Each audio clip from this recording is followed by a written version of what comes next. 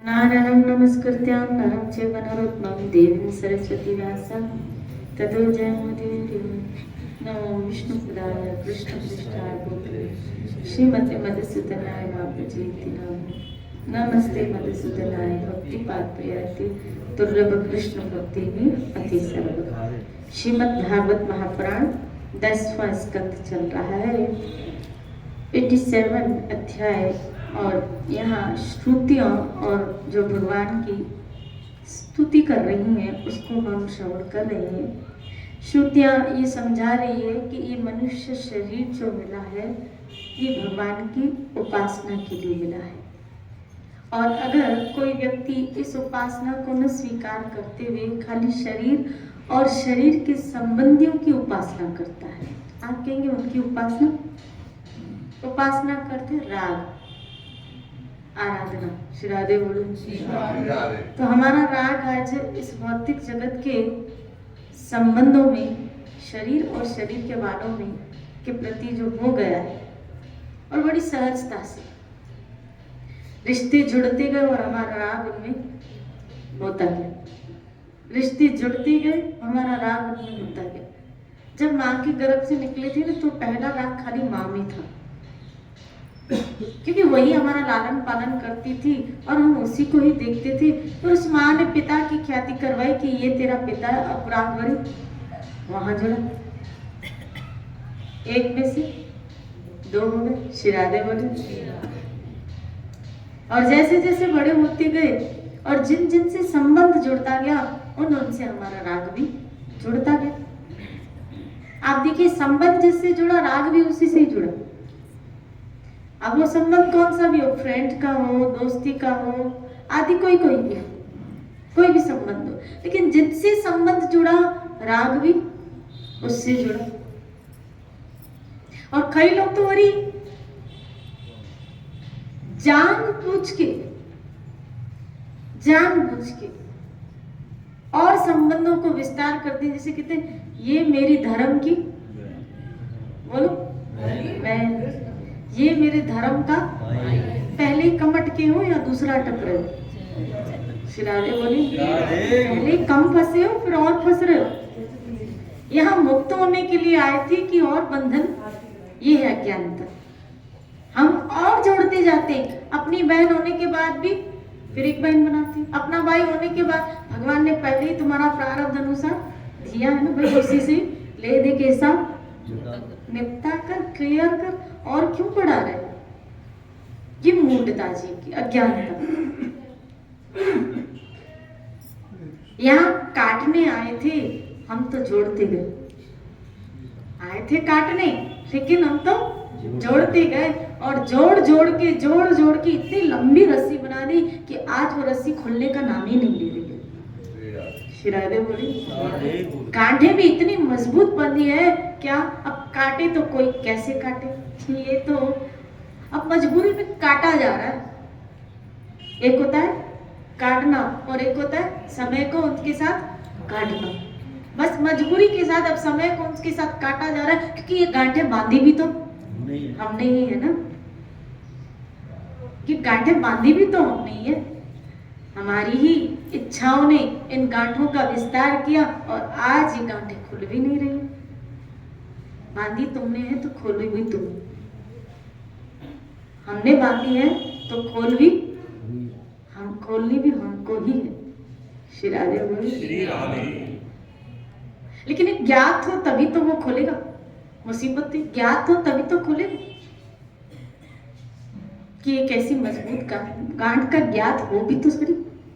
जैसे अंदर बॉडी के अंदर कभी कभी जैसे बोलते हैं ना, क्या इधर गांठ हो गई है, इधर गांठ हो गई है, कभी पेट में गांठ हो जाती है, कभी हाथ में, कई जगह पे गांठें होती है। श्री राधे बोली, है ना? लेकिन आपको पता कब चलता है गांठ? जब आप, डॉक्टर कहता है क्या, इसको इस जगह भी क्या करो, टेस्ट करो। रिपोर्ट के अतिरिक्त आपको डॉक्टर को भी नहीं पता चलता। जब टेस्ट करवाई जाती है या कहीं पहले आरंभिक अवस्था में दर्द शुरू होता है तो हम ऐसे नॉर्मल डॉक्टर के पास जाते हैं, वो कहते हैं टेस्ट कराओ, और टेस्ट से पता चलता है कि क्या फलानी जगह पे गांठ है, नहीं तो अंदर गांठ है हमको तो पता भी नहीं चलता, टेस्ट से पता चलता है। बस जैसे टेस्ट से गांठ का पता चलता है, वो हिंदी में इसको क्या करेंगे, जांच से इस गांठ का पता चलता है। बस इसी प्रकार सत्संग के द्वारा जांच होती है। कैसी जांच, विवेक की। तब हमें पता चलता है कितनी गांठें बनी पड़ी, कितनी गांठों में हम बंधे पड़े, कितनी गांठों में हम बंधे पड़े, कैसे मुक्त होंगे। श्री राधे बोले। गांठ का क्या किया जाए, इलाज। बस इसका यहाँ इलाज होता है। इसीलिए वो मुझे कबीर का एक दोहा याद आ रहा है। कबीर जी कहते हैं, बंदे को जो बंदा बंदे, बंदे को जो बंदा बंदे, किस विध होई रिहाई, कर निर्बंधन की बंदगी तो पल में दे छुड़ाई। श्री बोले। जो खुद ही बंधा हुआ है वो तुम्हें बंधन से मुक्त कैसे कर सकता है। कर निर्बंधन की बंदगी, उसको पुकारो जो बंधन से मुक्त है, वही आपके बंधन को खोल सकता है। जैसे कोई व्यक्ति पेड़ से बंधा है, दो व्यक्ति मान लो पेड़ से बंधे, और बंधा हुआ व्यक्ति दूसरे बंधे कहते मेरे बंधन तो नहीं खोल पाएगा। हाँ, अगर वो मुक्त है तो ही वो आपके बंधन खोल पाएगा। सदगुरु क्योंकि बंधनों से क्या होते, मुक्त, राग से मुक्त, अनासक्त होते हैं। और अनासक्त व्यक्ति हमको अनासक्त कर सकता है, हमें ये शैली सिखा सकता है, हमें इन बंधनों से मुक्त कर सकता है। इसलिए आज हम बहुत गांठों में बंधे हुए हैं, बहुत। और पता है, शरीर की गांठें अंदर की, लेकिन ये राग की गांठें तो चित्त के अंदर की। और जो चित्त के अंदर गांठें बंधी है, ये तो जन्मों की है। ये शरीर में तो इस जन्म की, लेकिन चित्त पे तो पता नहीं। बोलो कितने जन्मों की। क्योंकि आज जो हमसे संसार में संबंध जुड़ा है, वो कहीं ना कहीं मेरे पिछले का प्रारब्ध कर्म में जो फलीभूत हुआ है। और हो सकता है उससे पहले का भी हो सकता है इससे पहले का भी हो। ये तो हिसाब किताब मेरे ठाकुर को पता, हम तो खाली भोगने आए और हम भोग रहे। श्री राधे बोलिए। इसलिए श्रुतियां कहती है, इस प्रकार वो अधोगति को चला जाता है। वो आपकी उपासना न करके खाली शरीर और शरीर के संबंधियों की उपासना में रमा रहता है। इस तरह वो अधोगति में जाता है, अपना अधःपतन करता है। भला ये कितने कष्ट की बात है, कितने कष्ट की बात है। इसका फल यह होता है कि उनकी सारी वृत्तियां, सारी वासनाएं शरीर आदि में ही लग जाती हैं, और फिर उनके अनुसार उनको पशु पक्षी आदि न जाने कितने बुरे बुरे शरीरों को भी ग्रहण करना पड़ता है। इस प्रकार अत्यंत भयावह जन्म मृत्यु रूप संसार में उसको बार बार भटकना पड़ता है। श्री राधे गोविंद। बार बार भटकना पड़ता है। अब ये जन्म हमें आसक्ति से मुक्त होने के लिए मिला है कि हम सब जगहों से अपने राग को हटा के प्रभु के चरण में। अब आप कहेंगे क्या ये संभव है?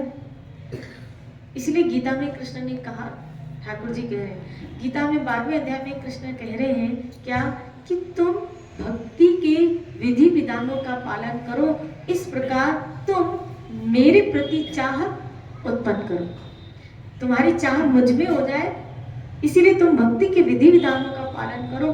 क्या इस ऐसा करने से धीरे धीरे तुम्हारे अंदर मेरे प्रति एक चाह उत्पन्न होगी। ईश्वर के प्रति चाह उत्पन्न कैसे हो, कैसे हो? उसके लिए सुनोगे, उसकी महिमा सुनोगे तो देखो, एक तो उसको देख के ही व्यक्ति अट्रैक्ट हो जाए, लेकिन अभी हम वो आंखें लाए कहां से?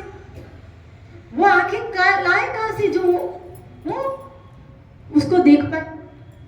लेकिन एक काम हो सकता है, ऐसे कान हमारे पास है, श्री राधे बोले, कान हमारे पास है क्या, इसके द्वारा उसकी महिमा को सुन के हम अपने अंदर उसके प्रति श्रद्धा को विकसित करें।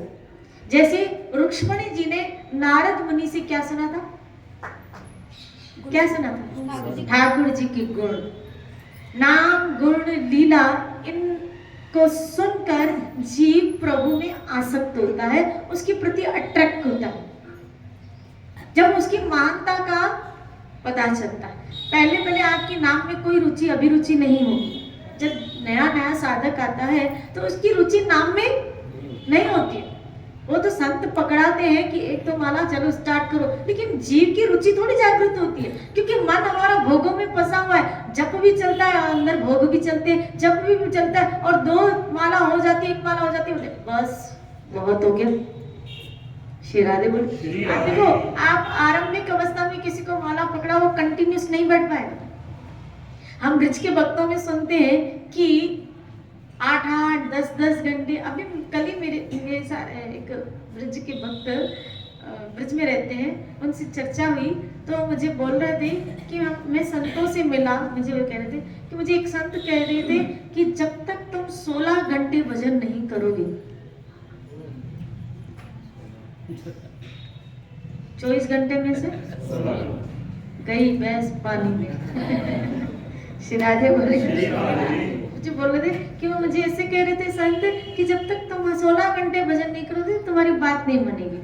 तो मैंने कहा भाई आप लोग तो ब्रज में रहते हो, आपके पास खूब समय भी है। श्री राधे बोले ना, लेकिन जो साधारणतः घर गृहस्थी में बेचारा रह रहा है उसको कहाँ इतना समय मिल पाएगा। वो तो अपनी भौतिक लौकिक क्रियाओं को करते हुए भजन कर ले, ये भी उसके लिए बहुत बड़ी बात है।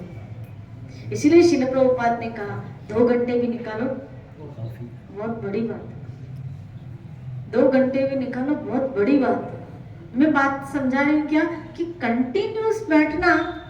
अब हम पढ़ते ना ब्रज के भक्तों में, फलाना भक्त क्या सुबह बैठता था और रात के 2-2 बजे तक, 3-3 बजे तक वो क्या करता था, भजन करता था। हम मैंने ऐसे सुने, ऐसे चरित्र हमने पढ़े भी। लेकिन अब यहाँ देखें कि वो ऑफिस वर्क से 10-11 बजे अपनी फैक्ट्री बंद करके आता है और घर में सोते सोते उसको क्या 11 बज जाते हैं, 11-12 बज जाते हैं, और वो 2 बजे कहाँ उठेगा, 3 बजे भी कहाँ उठेगा, 4 बजे भी नहीं उठ पाएगा ना। कैसे संभव है उसके लिए? तो क्या वो भगवान को प्राप्त नहीं कर पाएगा? क्या उसके लिए फिर वो ये सोचे ये किताबें तो बाबा इन संतों के लिए, ये मालाएं तो बाबा इन महापुरुषों के लिए, हम कहाँ? वो तो हमें निराश हो जाएगा। क्या फिर हम जैसे लोगों के लिए भगवत प्राप्ति नहीं है क्या? नहीं, ऐसा नहीं। हरि को भजे हरि का होए, जाति वर्ण पूछे न, हरि को भजे सो हरि का होए। यहाँ ठाकुर देखो, यहाँ हमने एक लाइन पढ़ी थी, आपको याद हो क्या? श्रुतियां कह रही है आप जीव के सच्चे हितैषी प्रियतम और आत्मा है, और सदा सर्वदा जीव को अपनाने के लिए तैयार है। कितनी बड़ी बात है, जीव को अपनाने के लिए, और वो भी कैसे? हर स्थिति में जैसा वो है उसी स्थिति में उसको अपनाने के लिए तैयार है। यानी भगवान हमको ये नहीं कह रहा है कि तुम पहले धुल के साफ होके निष्पाप होके मेरे पास आओ, उसने ऐसा नहीं कहा। उसने तो कहा तुम जैसे हो मैं तुम्हें वैसा ही अपनाने के लिए तैयार हूँ। तुम पापी हो, तुम भोगी हो, तुम रागी हो, तुम आसक्त हो, तुम कैसे भी हो, मैं तुम्हें हर स्थिति में अपनाने के लिए तैयार हूँ। वाह, श्री राधे बोलो। कहाँ उसने कंडीशन रखी आपको अपनाने में? कहाँ?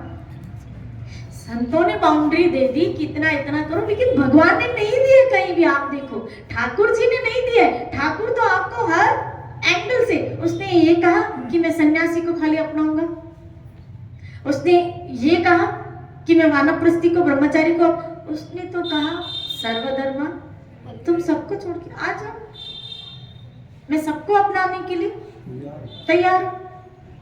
श्री राधे बोले। और आपको अपनाए हुए तभी तो आप आए, अगर ना अपनाते तो आप आते भी नहीं। आपके मुख में नाम भी ना आता। बोलो राधे गोविंद।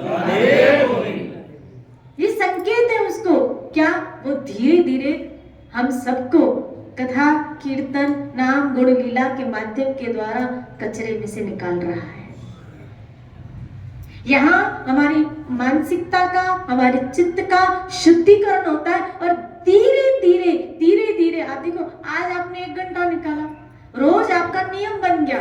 कभी ऐसे सुनते थे, कभी ऐसे सोचते थे, हफ्ते में 1 दिन 2 दिन चले जाएंगे। और जयपुर में कभी आए दिन कथा होती रहती थी, तो जब साल में 2-3 बार 4 बार कथा होती थी तो हम 7 दिन भागवत सुनने निकल जाते थे। लेकिन फिर घर आए वैसे क्यों? आज क्या ठाकुर जी की कृपा नहीं है कि रोज आपको 1 घंटा कथा मिल रही है? क्या उसकी महती कृपा नहीं है क्या रोज हमें, हाँ कहा हम साल में 1-2 बार भागवत सुनते थे, आज आपके कानों में रोज भागवत के कुछ श्लोक मर्म के साथ जा रहे हैं, मार्मिक के साथ। रोज हम भागवत श्लोक, मैं तो रोज पढ़ती हूँ भले वही श्लोक, पर इसे लगता है भागवत तो पढ़ रही हूँ। श्री राधे बोले। भागवत तो आ रही है सामने और रोज एक नया मर्म लेके जैसे सामने आ रही है, श्लोक वही होते हैं और मर्म नया लेके आती है। श्री राधे बोले। ये ठाकुर जी की महती कृपा है। उस कृपा का वो धीरे धीरे हमको कचरे में से निकाल रहे हैं, धीरे धीरे निकाल रहे, धीरे धीरे। और अभी आप 3 दिन निकलोगे, आप देखो अब आप यही इनमें से कई लोग बैठे, आज से 10-12 बरस पहले जब आप कथा से जुड़े नहीं थे तो वृंदावन जाते थे साल में 1 या 2 बार। श्राद्धे बोले 1 या 2 बार, हद मारा तो 3 बार का चले गए। श्राद्धे बोले। और आज इनमें से कई ऐसे लोग हैं हर महीने जा रहे हैं, हर 2 महीने 1 महीने 1.5 महीने उनका बोलते हम जा रहे हैं चक्कर। तो क्या ठाकुर जी ने बंधन नहीं काटे? इस मार्ग में आते आते देखो धीरे धीरे हमें वो कचरे में से निकाल रहा है और अपनी चेतना में हमको ज्यादा से ज्यादा रख रहा है। ये क्या है कि उसने पकड़ा है मेरा। श्री राधे बोलिए।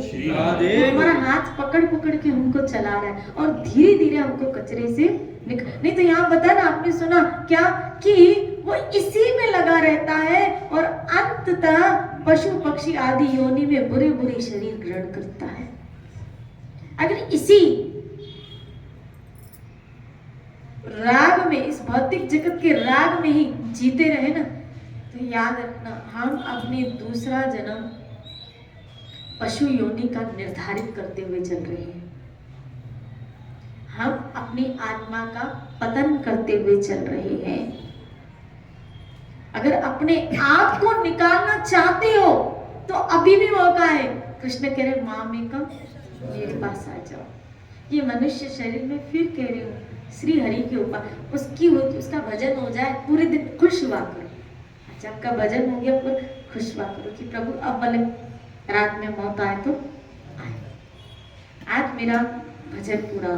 जैसे पेट भरा हुआ होता है तो नींद भी अच्छी आती है। श्री राधे बोले पेट भरा हुआ आता है तो नींद भी अच्छी आती है। ऐसे साधक का भजन से जब पेट भरा हुआ होता है ना तो सुकून की नींद सोता है कि हाँ, नहीं तो उसको खिलता है, बेचैनी है, आज भजन नहीं है। आज सुबह जितना कोटा पूरा होता है वो कोटा ही पूरा नहीं हुआ। श्री राधे बोले खिलता हो। जब आपका भजन ना हो, खिलता है ना, तो समझ लेना कृपा। जब आपका भजन ना हो और आपके अंदर खिलता है और जब ऐसा करे क्या चलेगा, ये चलेगा वाला काम यहाँ नहीं चलेगा। श्री राधे बोले यहाँ नहीं चलेगा, खिलता आनी चाहिए अंदर। इसका मतलब है वो व्यक्ति भगवत प्रेम में एक कदम आगे बढ़ा है कि उसका नाम के प्रति एक झुकाव हो गया है। इसलिए जब नहीं हो रहा है तो उसके अंदर कोई कसक, कोई कमी खल रही है, इसके अंदर कमी खल रही है। जिस दिन एक दिन सत्संग लो, एक कमी खले कि आज पूरे दिन में जैसे कुछ अच्छा ही न लग रहा, भजन नहीं हुआ अच्छा ही न लग रहा, ठाकुर जी के दर्शन नहीं हुए, गोविंद को नहीं देखा अच्छा ही न लगे। श्री राधे बोलो। मुझे तो ये समझ में नहीं आता कि वो अपने आप को भक्त कहलाए और कैसे कथा कीर्तन के बगैर रह पाए। गीता में कृष्ण कहते हैं मेरे भक्त आपस में मिलके क्या करते रहते, कथायंती बोधयंती परस्परम, आपस में वो कथा कीर्तन मेरे विषय चर्चा करते रहते। कैसे वो रह पाता है बिना कथा के, कैसे वो रह पाता है बिना कीर्तन के, कैसे वो रह पाता है बिना दर्शन के। शिरारे बोले ये भक्ति का एक अंग है और साधक का, एक भक्त का जीवन में इसके अतिरिक्त और मुख्य कोई कार्य रह ही नहीं जाता। लो आप देखो नरसिंह मेहता के चरित्र में आया कि एक बार नरसिंह मेहता के यहाँ कुछ साधु आ गए, कुछ लोग आ गए, ये किसी ने कह दिया कि नरसिंह मेहता बड़े भक्त हैं और आपको उनके यहाँ प्रसादी बड़ी आसानी से मिल जाएगी। अब वो नरसिंह मेहता ऐसे थे, सुबह खाया तो शाम का पता नहीं, शाम खाया तो सुबह का पता नहीं। अब आगे लोग आ गए तो पत्नी कहे कि तो गए लेकिन आपने कह दिया बैठो बैठो प्रसाद पाओ, कहाँ से पाओ, कहाँ से लाओ, किधर से लाओ, कुछ भी नहीं है घर में। तो बोला रुको मैं किराने वाले के पास कुछ लेके आती। श्री राधे बोले वो एक बटोरी ली और घी आदि लेने के लिए, तेल आदि लेने के लिए थोड़ा उस किराने वाले के पास, कम संजोग से उस दिन कुछ एकादशी थी, अब पता नहीं क्या था, ऐसे याद नहीं आ रहा मुझे। तो ये ऐसे तेल आदि लेने गए थे, तो वहाँ वो जो किराने वाला था वो बड़ा कीर्तन स्नेही था, सत्संगी था। और जब नरसिंह मेहता इसको बड़ा राजी हो गया, बोला सुना है आप कीर्तन करते हो, बहुत अच्छा करते हो। नरसिंह मेहता ने कहा हाँ पर मुझे कुछ राशन, पहले कीर्तन सुना दो ना थोड़ा। बोला हाँ, और ये शुरू हो गए, अब शुरू हो गए कीर्तन तो शुरू कर दिया, इनको होश नहीं रहा, इनको याद नहीं रहा, घर में गेस्ट बैठे। श्री राधे बोले संध्या हो गई, लो सुबह से संध्या, और वो बेचारी वहाँ संत आदि बैठे। भगवान सोचे ये तो कीर्तन में व्यस्त हो गया, तो भगवान नरसिंह मेहता का रूप बना के लक्ष्मी के साथ, रुक्मणी के साथ आए हैं द्वारकाधीश, और पूरा संतों का जो था जमात उन सबको खिला पिला के, और रुक्मणी जी एक काम वाली बाई का रूप बना के आती है, काम वाली बाई का रूप बना के आती है। और नरसिंह मेहता की जो पत्नी थी ना, तो जब भगवान नरसिंह मेहता का रूप बना के, तब नरसिंह मेहता की पत्नी चिल्लाती, तो डांटती है इतनी देर कर दी, लोग बैठे। बोला लेट हो गई, मैं एक माई को भी पकड़ के लेके आया, तेरा काम बढ़ेगा। श्री राधे बोली इसको लगा दे काम में। और उसने कहा आप चिंता मत कीजिए माता जी, मैं सब जल्दी कर दूंगा। अरे ये चढ़ाने, आप मौज कीजिए, मैं सब करके आपको हाथ में देता हूँ। उसकी हाथ खत्म, हाथ का काम था लक्ष्मी का। श्री राधे बोले लक्ष्मण जी से बना रही है, और इतना खिलाया संतों को, इतना पवाया, इतना पवाया। और पवा के जब सब संत चले गए, यहाँ संध्या हो गई थी, संध्या तक कीर्तन ही चल रहा था। और जब संध्या हुई और वो न सुनने वाले को होश था ना सुनाने वाले को, दोनों डूबे थे कीर्तन में। और जब होश आया तो संध्या को देखा, बोला अरे रे वहाँ तो संत बैठे हैं। उसने कुछ राशन पानी आदि बोला ये भी महाराज लेके जाओ, संतों के लिए ये भी लेके जाओ। और वो लेके गए, देखते क्या है, क्या उसकी पत्नी तो मजे से सो रही।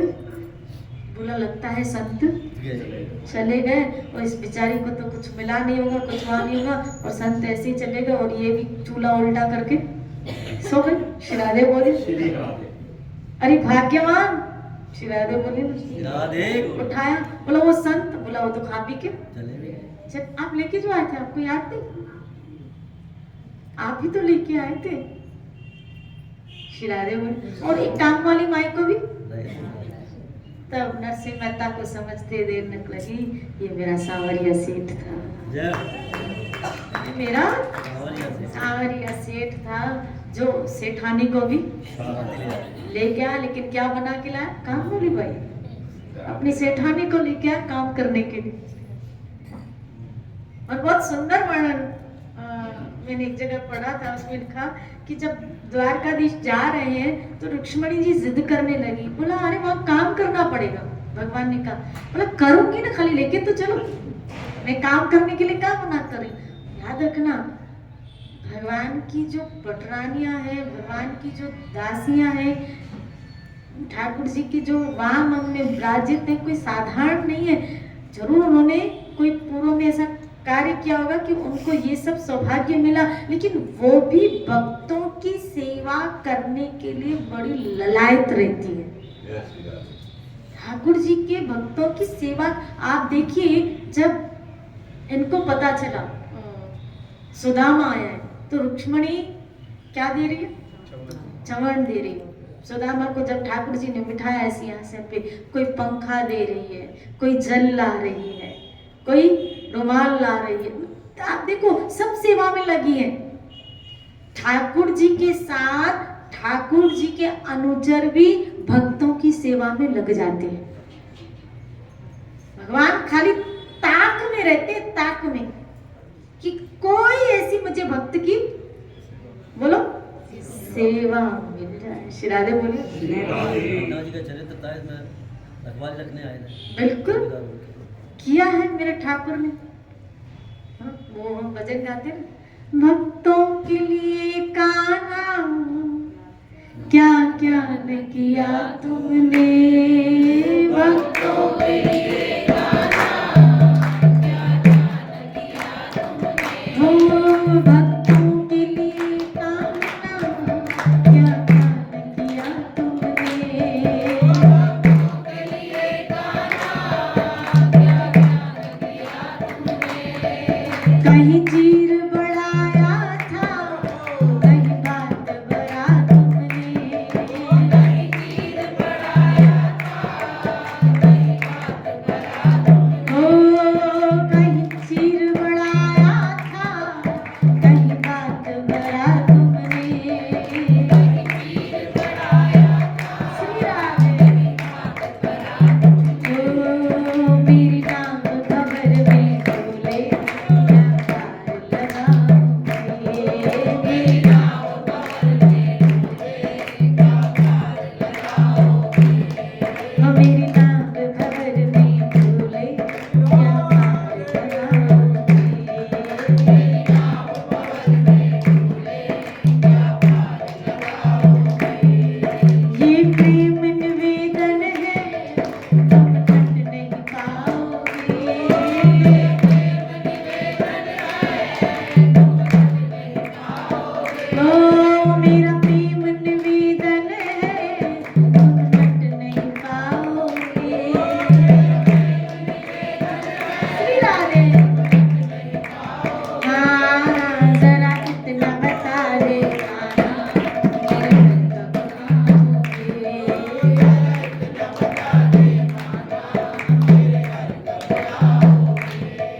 तुम महलों की वासी, मेरी कुटिया छोटी सी।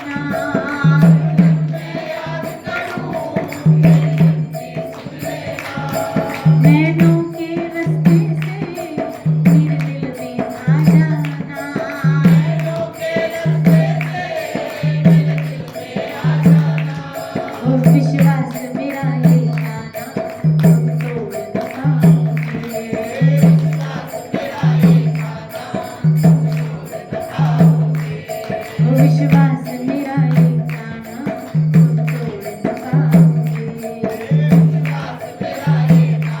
हे हरि वो मेरा प्रेम निवेदन है, तुम रह नहीं पाओगे। कौन सा निवेदन, क्या निवेदन था? हरि आ जाओ, हरि आ जाओ, हरि आ जाओ, हरि आ जाओ,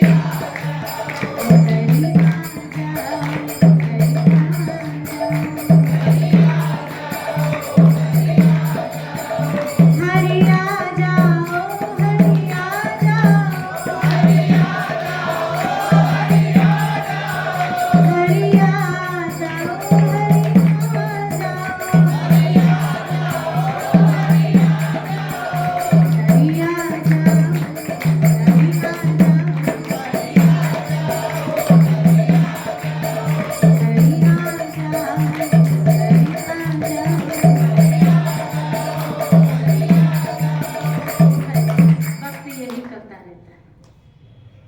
भक्त यही करता रहता है, उसको पुकारता रहता है।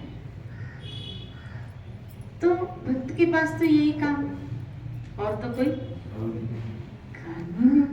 और अगर भक्त होके उसको पुकारे नहीं, उसको याद नहीं करे, उसका भजन न करे,